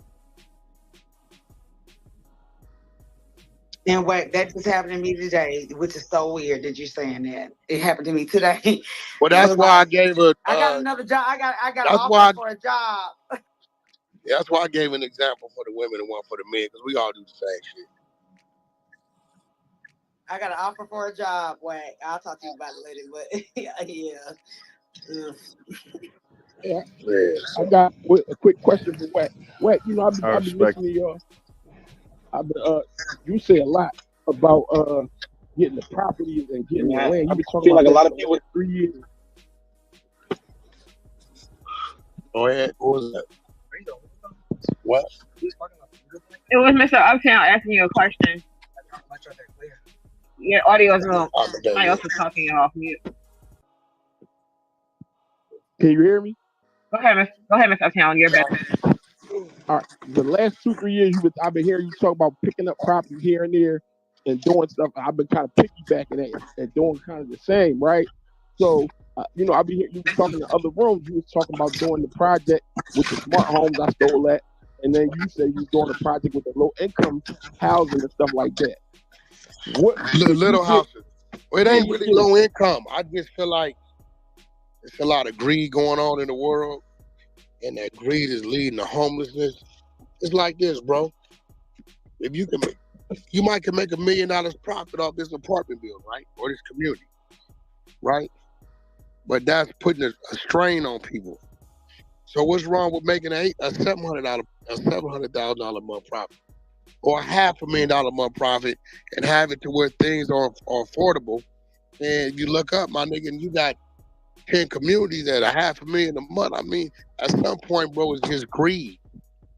You know, once you start to understand what the fuck is going on in the world, either you gonna help fix it, or you gonna contribute to it being fucked up. That's some real shit. So I don't want to create a low income home. I want to create a community that's just affordable, bro. Yeah, the reason why I asked that is because, like I said, I've been listening to you when you were saying it, and I remember you had put the play out about if you one of your units or a group of them, if people pay rent for 11 months, they get the 12th month free. I kind of enacted that, but me on the opposite, I was kind of trying to do luxury housing, and I've been hearing you saying I'm doing low income, moderately starter homes, and I'm like, all right, he's doing it for a reason. So out of the four lots I got, two of them I was doing low income. And to the other day I just heard what Kamala Harris said that the crux of her entire program, if she wins, is giving enormous tax breaks for grants to people providing moderately and medium income housing, starter homes, and first time home buyers, that they would give those developers astronomical tax breaks. So my question, did you see that coming? Or that was, but you already answered the question. It was just see none of that coming. I'm gonna be real. I don't even be keeping up with what be going on with that type of shit. Like, unless y'all bring it to the room and y'all talk about it, that just be my mind. That's just my mind. Like, yeah, she said that she put that out there as part of her economic platform. Like any developers developing new homes. now here goes the thing, right? Now let's talk about the common sense of it, right? We've all lived in an apartment or lived in a community or whatever, and you look up and it's usually a 70 to 80% capacity, right? There's usually a 20, 30% vacancy, right? So when you think about it, when you make something affordable like that and word of mouth gets around, ladies, what happens? You pretty much maintain a 95 to 100% being occupied. So the money you think you losing, right, by dropping the cost, you really not, because that 20, 30% vacancy that you're not filling and occupied, you make up for it there anyway. You know what I'm saying? So it's like, hey, listen, man, if I could make $500,000 a month profit on a fucking whole complex and everybody, I'm making it affordable for people. Where these people's charging these people $3,000 a month, and I'm over here charging them $2,100 a month, right? For $2,000 a month. Oh man, you taking a hit? Fuck it, man. I take a hit for the kids. I had to live in a Motel 6 for 6 months before when I was a kid. Shit wasn't cool. Fuck it. I take a hit. It'll come back to me another way. Now, can I ask you this? Because, see, this is what I be saying. You be on here schooling people, and I don't said this before. You say, see how you be on here giving people the game? And you say people on here, occupation, what they do, they got leadership. Yeah. I say shit on here, bro, that like him. What you just heard him say? Right. I know the shit I'm saying. I'm giving up free game. I don't know who gonna use it. But have you ever did a room on that? That's my question, because I'm still fairly new. I used to do, man, we done did all kind of rooms. Because at one point in time, I used to be curious about why people dislike me so much, right? So we used to do a room every Sunday, I believe, and that was Richie room, wasn't it? That was Richie room. Every Sunday it was like, who got smoked with Wack? Come on up, ask your questions, right? You know what was crazy? Nobody would show up. And then Rundown got pretty big rooms over there. He said, Wack, I don't know if Rundown had Naughty. I don't know who Rundown had approached me. But Rundown said, Wack, everybody always talking crazy about you. I do these rooms on, questions for it, just be me and you up there, and we invite the people up. I said, all right, cool, I'll come over there. There's about 800-900 people in there. Rundown got mad and aggravated and frustrated because everybody he would pull up, nobody had nothing bad to say. They just had business questions for me or wanted to tell me something I did that helped them. Rundown said, yo, fuck all this, bro. Y'all had me get this man in here, and ain't none of y'all got nothing. What the fuck? I said, Rundown, I'm telling you, when I get in front of them, it's different. Half these motherfuckers just be saying shit, bro. You can't just come up here and tell me some shit I did and I didn't do it. That's why I don't entertain the lie. Bless you. So have you ever considered just running the room on the business? How you school the people on the business? And We did that. We had, bro, believe it or not, the 100 side switches up. We had a business room before. It might have been before Messy Mondays. We had a business room before. You know, they want to get back to it. We can get back to it, but we didn't pretty much did everything you could think of on this side. You know, I when I look up and I see our crowd switch, I try to like implement things we did prior to most. Like a lot of people wasn't around for the game room. It was like a cool down room. But back then it was like shit was crazy. Like that's when I came with the game room. Like for an hour, we ain't talking about no topics. Niggas is in there playing games. They put the link up top. Niggas playing dominoes, spades, chess against each other. The music was going, and then I used to do them resets because it used to get crazy. This shit like now. It ain't. This shit used to be kind of dangerous. I would do like three to 5 day resets where ain't no getting into it, and I'm doing it to protect us.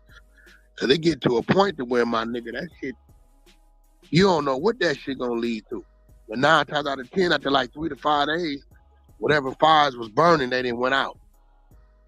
You know what I'm saying? So we didn't did just about everything over here. We didn't did that relationship room over there in Love and R&B is grown. I believe that used to be one of our weaker rooms because our side of the app wasn't fucking with that. So that room has grown. How R&B selected Groovy, I don't know, but that was the right choice. So that room's grown. The talent show room with the poetry and all that. People All coming that in. type of shit. It's a lot of shit. That's why I told Empress to get that game room back together over there with Naughty in them. Right. That was a good room. That was like a cool down room, you know what I'm saying? So, but nah, you know, shit. I'm open to whatever. I mean, you know, shit, y'all ain't gotta, y'all gonna switch it up, shit, get with Rosetta. Y'all gotta remember, Hey, I Wack, don't you gonna have do to. your spades tournament? You gonna do a spades tournaments with us? Well, I mean, they would We're do that in gonna the play game room. spades. It's gonna be a tournament. It was games and then all kind. They was doing that in the game room. Y'all don't got it. This floor is to a point to where we got damn near 80 leaders and admins on the main floor. And I don't know if y'all notice what I do. All the leaders and admins run other floors. So I got a lot of students that are now teachers. So I don't have to be the one to make the decisions no more. What I foresaw has happened. We could tell you, nigga, 85% of the traffic didn't hit the flow until Wack came in the room. Right. So it took me building different characters and putting the light. And some of y'all I fuck with, some of y'all I talk to, some of y'all just keep saying your name, and some of y'all caught on that y'all see your numbers going up. Oh, he's centering me, right? No matter what I'm doing. So now I didn't build enough of you guys to where you people know who you are. I can come in a room 2 hours in a room and y'all be 200, 300 deep, right? Because it's so many of y'all with a following, your own little following. Collectively, it's come together to where Wack's not needed. And that's what I wanted to do. When the last time you heard somebody tell somebody, ain't no traffic over there unless Wack in the room? You ain't heard that in forever. Right. At least 2 years. Y'all get busy. Hell Y'all yeah, get it's busy. been a At long least time That's since why that. remember they used to say that shit? Hell yeah, That's they why used to Love and say R&B that shit. That's why when That the used to be relationship the room, narrative for the ops. Yep. But they didn't know. I told y'all don't worry about that shit. The fact is, Wack over here, right? Y'all over here with Wack. Don't worry about it. Now you ain't heard it. Guess what? Them rooms that used to say that shit, they non-existent. They ain't even around. This is why it's only gonna be a handful of people that fuck with us. Them people that know they can pull up when they want to, come on the floor and have a conversation will always fuck with them. But them people over there, it's what they do. Damn, motherfuckers, man. Look, them motherfuckers. God damn, how long it been, man? Them motherfuckers been open 24 hours, 7 days a week, down at 3 years. Them motherfuckers look at the hallway. God damn, nigga, we got 12 people. There's 300 people over there. And that's a lot of people for the state of the app right now. So based upon that, they're not going to like us. I didn't have the New York side over there break down What's the little weirdo we exposed, Reek? The nigga that live in New York. The nigga with the voice. That little nigga name. The little bitty nigga. Talk about Sneak. No, that nigga Reek, you found the pictures of him. Hey, what's this The one? nigga live in Atlanta, but he from New York. The nigga used to be like this dishonorable acts. Posted? Oh, you talking about unstricken mentality? Yeah. He finally broke down and straight up asked me one day. He asked me one day, said, "Yo, Wack, what we ain't doing right, bro, to get our shit together?" I said, "My nigga, it's too many chiefs over here, too many snakes. Y'all ain't gonna never. All y'all want to be each other." I said, "P, you always top left. When the last time you seen me top left in any room?" I said, y'all niggas is in competition with one another. It ain't gonna never get right. Whatever you say, dude, the other nigga gonna say fuck him. You gonna get your group of people with you, his group of people with them. You never gonna come together. You never make a fist. You niggas gonna be a 2 or 3 finger fist. The impact of the punch is gonna be minimal. It's not gonna work. Ain't hitting on nothing. Guys that never make a fist. Right. Right about that. So Yeah. I do got a question. So what made you what was the determining factor that's made you say, you know what, I'm gonna be on Clubhouse every day? Because we know about a lot of the business ventures that you tell us about. What was the determining factor where you said, you know what, I'm gonna make an effort to be on here every day? Because most people will say, how does he got all this stuff going on and he on Clubhouse every day? Like, why is he on here every day? Like, you know what I'm saying? What was the determining factor in the beginning where you said, you know what, this is something that I could do every day? But when I first came on here, I just came on here. I didn't know what the fuck it was. I was figuring it out. And then I started going to these rooms, all these celebrities being there lying. You know, I wasn't going for it. Then I started watching all these niggas would just talk on stage and everybody in the go. I'm like, bro, why they like? And that's some fucked up shit how they doing their fans and shit, right? So I started doing the opposite. You know, shit, I come in there and fuck with the people. I think that's what trips you out, Reek. Like, I come in the motherfucking just, you know, fuck with the people on some regular shit. You know what I'm saying? So I realized that my knowledge and my presence and my voice was needed to the people who needed to find out, who didn't have a resource. And then from that, it just continued to grow. I realized I can use my presence to enhance the situation. Trolls Nation was 400 deep to the greenhouse. Hey, right? I put in the work in Sleepless. People like, Wack, I didn't leave Sleepless. I took Sleepless from what? 6,000, 7,000 and 40,000. You watched it, Reek. I'm like, okay, that motherfucker on autopilot. All right.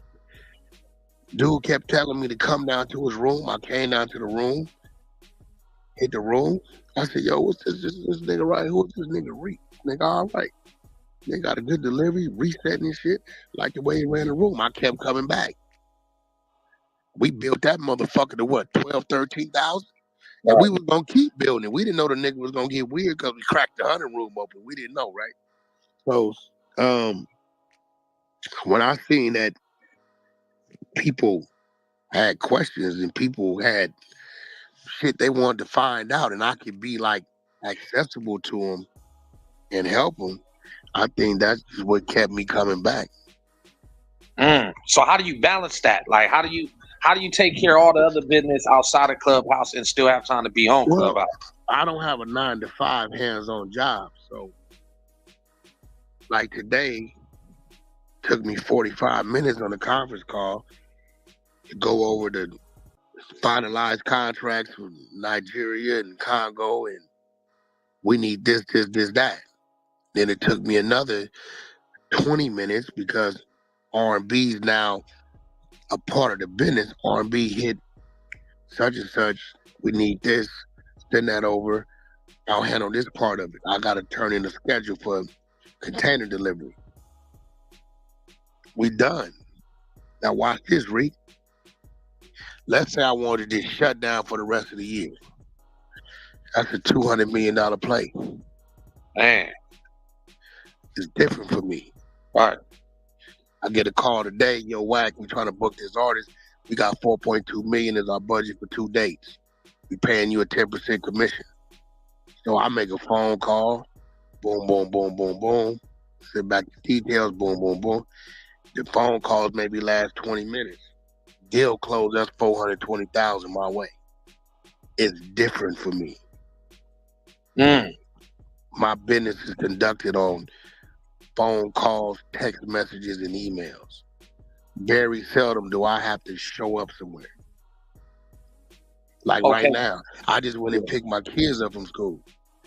The whole time I'm handling this with you. Y'all heard me. Turn that down. Put your seatbelt on. I picked one kid up from one school, brought him home. The other son was at soccer practice. I went and picked him up and just brought him home. The whole time I'm on here handling business with y'all. Right. Because I got on a t-shirt. I got on a great t-shirt and some motherfucking red Adidas sweats and some motherfucking ones. Chilling. Unshaven. Unshaven. But I did all the meetings today, the conference calls today. I did all the shit today, just like that. Well, see, the Wack that I've worked with, right, and the one that we've seen, you know, coming out with game, you know, getting into it with stitches, you know, popping up to shows, moving around. I've been seeing you do a lot of physical work. You know what I'm saying? So has that slowed down where you don't have to do those appearances or have to pop out with people? Because I've seen you on the ground. You know what I'm saying? Boots on the ground, so not really just posted up all the time. I gotta go. I gotta hit the ground when I get over. I got Albania. They build casinos. They want me to oversee all the entertainment coming out there. I got Congo. I got Nigeria. We got to build 3-4 manufacturing facilities, right? So I'm gonna be on the ground. I'm just gonna be on the ground there. Music wise, Blueface been in jail. Game just getting back to work. So you gotta remember, I'm an entrepreneur, right? I love the business of music, but I love business in general. So when it comes time, I gotta take my meetings and do what I gotta do. Then I'm gonna do that. But that's maybe like 25% of the time. The other 75% of the time, it's a phone or email. And then I'm handing off the work to R&B anyway. You know what I'm saying? Like today, Congo closed out. The company got formulated and registered in Congo. It closed out, then Nigeria opened. So it was like, okay, R&B, hey, this, file this, send this over here for this, that, and other. Right. So I passed the clerical. She heard me on the phone. She listens to the calls. I let her listen so she know what's going on. Boom, boom, boom, boom. The negotiations. Bam, bam, bam, bam, bam, bam. Okay, Wack, we need this, that, and other. Okay, bam. As she's telling me what he needs, R&B is listening, and then she's doing that, right? And then it comes together. Got everything, boom, my checklist done for the day. So it's different. I'm kind of moving more into freak instead of going to the 50th floor. I'm moving into that office in the back of the 50th floor. Right. That's, you know what I mean? That's really where I'm kind of moving into. And probably about this time next year, it's gonna be probably a 6 and 6 or a 7 and 5. 6 months, I'm not even on US soil. Not even here. You know, that's smooth. Yeah, I'm looking to give me a spot in London, and then between Africa and the Middle East, Europe, building over there, right? And with shit happening over here as well, because Walmart is at the table, and they can't handle that. So it's like, you know, I'm not that 48 laws of power. I always was weak with one of those laws because I had to be in the physical form, and that's being the common man. See, the common man, you know where he at. You know how he moving. You know where to catch it. But my line of work required that I did that because I was building artists from the ground up. And Rick, you've been around to where if I wouldn't have been there for certain shit, it would have been fucked up. Right. So now I'm kind of like, even in my music space, what I'm transitioning to in music, I don't have to be there like that. That's smooth. That's smooth. If you don't have to physically be right there and, you know, press those buttons and, you know. Well, the less I have to physically be there, the more business I can do. Right, because you don't have to physically go to each business thing. Yeah, you know what I'm saying? So I heard you mention R&B's name a few times. What was some of the determining factors where, what was some of the determining factors where you said, or you knew that you could trust her with some of this business stuff that you've mentioned? Because, you know, some of the business that you're talking about is very sensitive stuff that has to be done right, and you got to really trust the person because you know you're giving them a lot of power to be able to do it right and trust that they do it right, and if they do it wrong, it's fucked. So, what was the determining factor with R&B where you said, you know what, I'm going to put her in a position to do this? Like, was there some characteristics you seen in her? Is she real business minded? Like, what made you give her for the sake of words, the keys to be able to do a lot of these things for you? Listening to her on Clubhouse and understanding what she did, what she was doing, and where she took a hit at. So, you know, when COVID hit, everybody should slow down, right? So it was like, okay. Remember asking her, I said, well, who invested into you? She said, what do you mean? I said, who invested into you to get you going on the stuff you was doing? She said, I just built it a little bit at a time, myself. So who helped you open this office to this? Well, I had the office, but when COVID had to shut it down because the business slowed down, this, that, and other. It was like she was operating just on a smaller level than me. I'm like, you did any traveling? She said, yeah, I should do book tours. What do you mean book tours? I wrote 7 books. So I would go around and speak, and they would buy the books, and, you know, 500 at a time, 1,000 at a time. I've been to Africa, I've been here, I've been there. Here goes some of the routings I've done. And so I'm looking at it. I'm like, she done did a whole lot just with what she knew to do. So what could she do if she's empowered by something and given some guidance on what to do? So my line of work, my business, a little different, but it still requires marketing and filing and, you know, this, that, and other. So I threw a big task in front of her. I said, yo, I need to get the product up on Amazon. I got 50 steps. I done did 10 of them. I'm going to hand it over to you and let you handle it. Here goes a person you can contact for assistance. I found somebody in Amazon that'll walk you through it. And when I didn't hear nothing back until she told me, Amazon's up. They're ready for the product to ship. At that point, I knew she could handle it. Right. But she said, you bring the resources, right? So what she didn't know, she knew to ask. And the person that was telling me, like, yeah, she really easy to work with. She catches on quick. So, you know, it's just like a kid. You can tell a kid, we're only going to teach you this. You can only learn things in the 5th grade. But you take that motherfucking kid and keep putting it in front of me and don't limit him to what he can learn, and you teach him, man, that kid will be in the 5th grade doing motherfucking trigonometry. If you open the floodgates up to him. You know what I'm saying? So she's a sponge. She like a she-me. He just wasn't given the opportunity to do the other things. She was good at doing what she's doing. Right? So now that she didn't help this, I got to list of things that she's been wanting to do. So now I'm going to do the business with her and empower her because she don't want nothing. But I know, okay, this take 50,000, this take 100,000, right? So what I do with her, I draw up the contracts. I'll draw up a fucked up contract. And she'll read it and she'll be like, well, I don't like this, because I remember in the contract you was doing, you pointed out that this is not good, and I remember you made them change this, and that to this, that. So can we? I'm a red line this, and can this read like this? I do this with me and her, just so I wanted to know. Right. Right. So now it's like she's understanding business. Everything is business. I don't give a fuck who is with. It's business.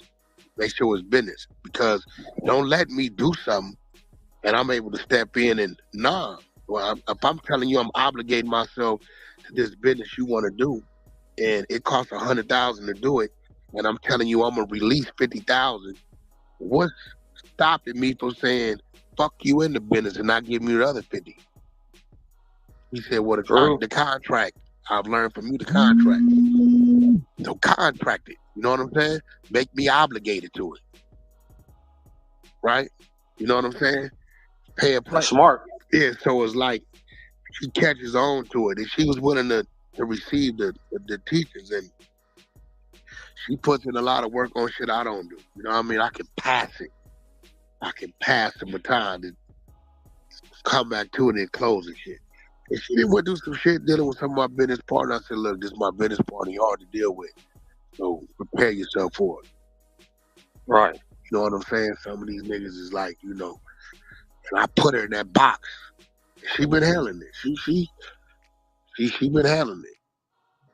So this is someone you would have done business with even if it wouldn't became your girl. Like you just seen traits in her before that was even your girl, where you could have done business and it could have just stayed on a friendship level. Yeah, because with me, you got to remember, I don't come from the dating world, so I don't know how to look for somebody to date. So something grabbed my attention and I'm looking at it like that. So it's like, you can't be my woman if you can't plug into me. You gotta be able to plug, you gotta be able to bring something to the table. You gotta be able to assist me in what I do and have some things that I can assist you in what you do. Right? Like right now, she's sending me shit right now. You know what I'm saying? Yeah. You know, incredible production line proposal, the files on this is something that was needed. They told me 2 hours ago this was needed, and the shipment scheduling was needed 2 hours ago. Right? You heard it on the call, and boom, now it's here. And I'm just sending that over, and I think at what time? At 2:23, I sent over the scheduling, something I had to do. At 4:02, she just sent that to me right now. She in there cooking. Hell yeah. You know what I'm saying? So, you know what I'm saying? So you know what I mean? That's complete, and that's for a whole nother region. Yeah, no, that's smooth. Y'all heard it, fellas. Like something to be able to plug in with, like, and that's important, you know, because most of the time, you know, men, we looking with our eyes, like, okay, all right, boom, she's smooth. Okay, yeah, she's smooth. I got lucky. I got something I can look at. Yeah. Something that's smart as a motherfucker. Right. Funny as a motherfucker, got a sense of humor. You know what I'm saying? And I got a motherfucker that ain't no punk that I'm scared of a little bit. You know that you need that fucking with me. You know what I'm saying? Keep me right. I gotta be scared of you. Yeah, where she from, big dog? I gotta be scared of you. You can't just be a pretty ditzy mother bitch. You finna get hit. I'm gonna call you later. Right. Straight up. So Mr. Wack, we have some questions for the goo that Mr. Colby and Miss Jazz want to ask you from the goo. If you're ready for that. Yeah, well, Okay, so we have a question. We live, motherfuckers! We live, motherfuckers! Yo, Rick, did you see We live. Rick, did you see when I was trolling that nigga on Demon Time Exotic? Nah, I ain't Rick, see that go one find yet. that. I'm gonna go find that shit last week. I came on there and got nigga. That nigga told me be there at 8 o'clock. So we get on there at 8 o'clock. Me and Star Wolf, we start building. So 8:15, they like, yo, Wack, that nigga Demon Time wasn't. He don't even got y'all live. What? So when he came back on, I get on this bump. Yo, weird ass nigga. Fuck wrong with you, nigga? Got us on here, nigga. 8 o'clock. We on here loose building. cannon, homie. Huh? Loose cannons on me. Yeah, I'm on it. Listen, I'm on it. Rick. I'm mad because we can't recreate what we just did this last film. I'm hot. Bitch ass. Hold on, is you really mad I or was you mad, just acting nigga. I like was you mad? real mad, nigga. Bitch ass nigga. I'm packing him up so bad. He started sending me to the like the hallways, whatever the fuck that stream is. So he started sending me to the hallway, right? And the nigga got so emotional, he jumped up, he grabbed the phone, he moving the phone closer to it away from his face. He said, "I'm a man, I'm a man," and he kicked everybody out the thing, and it was just him. And he said, "We lied, motherfucker." Yeah, that shit was That's where y'all got that from. Yeah. We live, motherfucker. So then, when we come back in the room and we like 5 deep, so we just go straight to normal program having a conversation. Dude sitting top left, he in the corner mad as a motherfucker. Cause I said this conversation don't require you anyway, nigga. You don't know nothing about none of these politics we talking about. Right. So you got to go look at that shit. That shit is hilarious. Yeah, nah, everybody know that, like, sometimes Wack be in that mood where it's like, nigga, that room supposed to start, he want to come in and, like, get right to it. Like, bro, the all nigga that, like, burned up 15 minutes, yeah. but nigga, we could, when that shit is authentic and organic, you can't recreate that shit. Nah, you can't. Hell no, you can't do it. Take two, none of that. It's like just coming natural when you on that stage. Yeah. Yeah. What's the question they got down there?